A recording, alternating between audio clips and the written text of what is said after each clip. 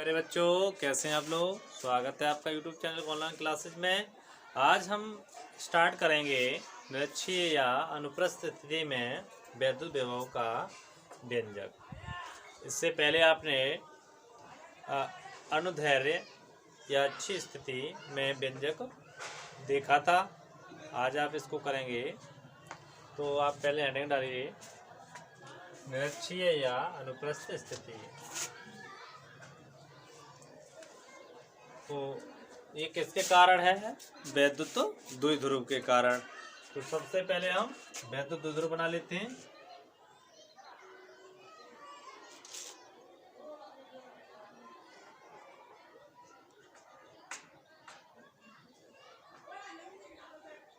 वैद्युत द्विध्रुव है ये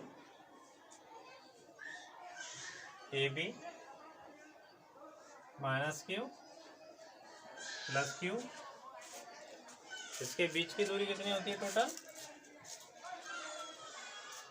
12। इसके मध्य बिंदु ये ले लिया मैंने। मध्य बिंदु O, जब ये मध्य बिंदु ले लिया तो 12 दूरी टोटल है। फिर दूरी कितनी रह जाएगी? L small l। तो इससे निरक्षीय स्थिति में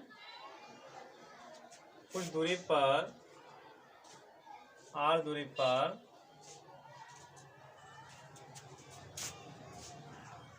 एक बिंदु P है। इस बिंदु P पर हमें वैद्युत विभव का व्यंजक प्राप्त करना है। और देखते हैं कितना निकलेगा।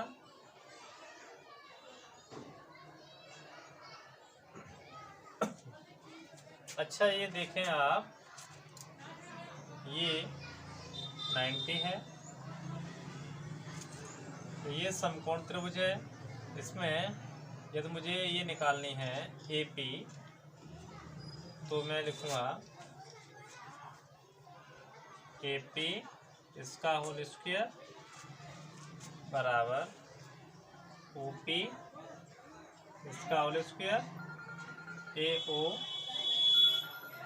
इसका होल स्क्वायर। तो AP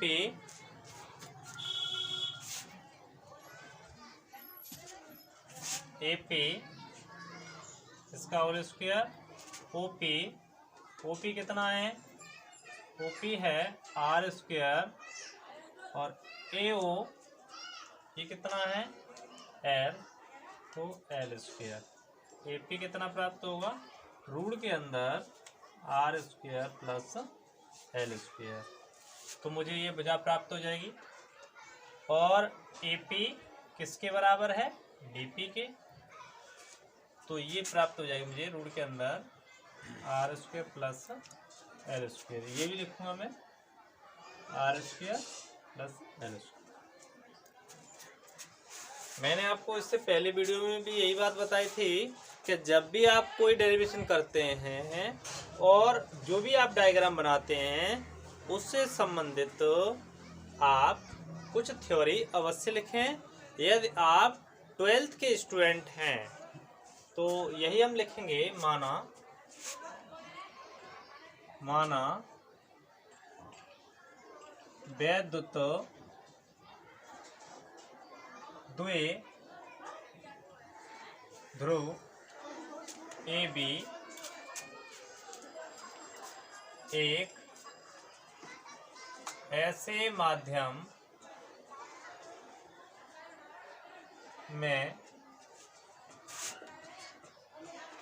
रखा है जिसका परावैद्युतांक K है। इसके ये मैंने मान लिया कि ये जो वैद्युत द्विध्रुव है ये किसी एक ऐसे माध्यम में स्थित है जिसका परावैद्युतांक K है। इसके मध्य बिंदु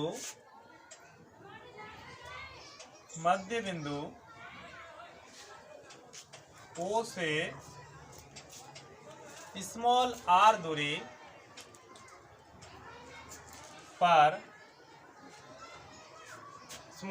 दूरी पर निरक्षीय स्थिति में एक बिंदु P है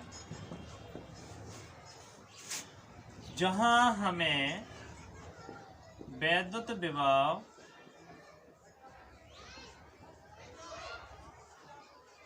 ज्ञात करना है। डेरिवेशन करने से पहले आप थ्योरी लिखें। ये मान लिया कि एक वैद्युत द्विध्रुव ए बी है, इसका मध्य बिंदु क्या है, ओ है। इसके मध्य बिंदु ओ से स्मॉल आर दूरी पर निरक्षीय स्थिति में एक बिंदु P है जहां हमें वैद्युत विभव ज्ञात करना है। तो आप इसको नोट करें और आगे लिखें। तब प्लस Q चार्ज के कारण बिंदु P पर वैद्युत विभव प्लस Q चार्ज के कारण, तो क्या होगा, V सफिक्स में A सॉरी B सफिक्स में B equal to 1/4 pi epsilon naught K Q upon R square plus L square root के अंदर। इसको समीकरण फर्स्ट माना। अब निकालेंगे माइनस Q चार्ज के कारण बिंदु माइनस Q चार्ज के कारण बिंदु P पर वैद्युत विभव। तो कितना हो जाएगा उसके कारण,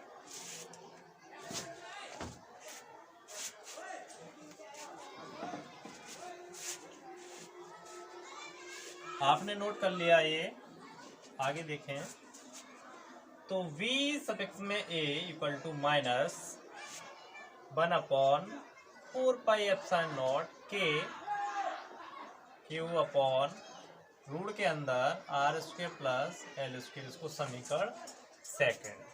तो हमें प्लस Q चार्ज के कारण विभव प्राप्त हो गया और माइनस Q के कारण। अब यहाँ इन दोनों के कारण परिणामी कितना हो जाएगा, तो उसे हम लिखेंगे अतः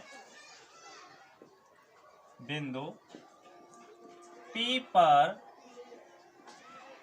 परिणामी विभव, तो वो कितना होगा, V equal to BA plus V suffix में V। इसको समीकरण हम लिख लें T। यहाँ जो विभव है परिणामी वो क्या है, वो V है। हम यहाँ पर V सफिक्स में P लगा दें वो भी सही रहेगा। हम V सफिक्स में P ना लगाएं, केवल V लिखें, वो भी सही है। तो समीकरण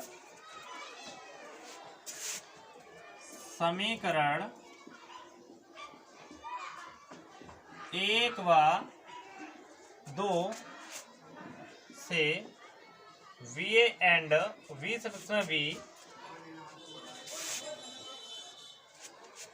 के मान समीकरण 3 में रखने पर, तो समीकरण 1 और 2 से BA और V सफिक्स में B के मान समीकरण 3 में रखेंगे हम।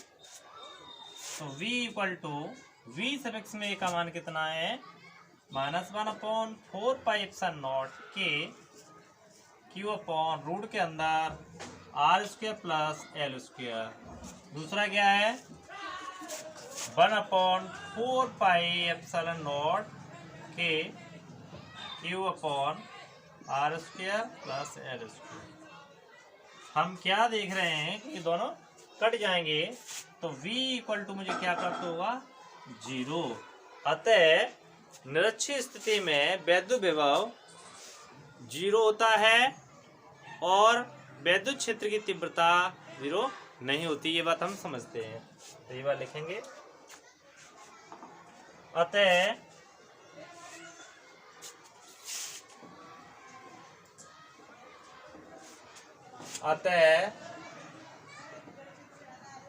निरक्षीय स्थिति में वैद्युत विभव का मान 0 होता है, लेकिन ये इम्पोर्टेंट पॉइंट है, लेकिन वैद्युत क्षेत्र की तीव्रता 0 नहीं होती। हमने फर्स्ट चैप्टर में ये बात देखी है कि वैद्युत क्षेत्र की जो तीव्रता हमने निकाली थी निरक्षीय स्थिति में, उसके लिए फॉर्मूला था equal to 1/4πε0 two p upon r³। तो ये हमने वैद्युत क्षेत्र तीव्रता का व्यंजक प्राप्त किया था। तो अतः हम ये जानते हैं कि निरक्षीय स्थिति में वैद्युत क्षेत्र की तीव्रता 0 नहीं होती, जबकि वैद्युत विभव 0 होता है। ये आपका डेरिवेशन कंप्लीट हो गया। और यदि आपको ये वीडियो पसंद आई हो तो आप इस चैनल को सब्सक्राइब करें, लाइक करें और ज़्यादा से ज़्यादा अपने दोस्तों में शेयर करें।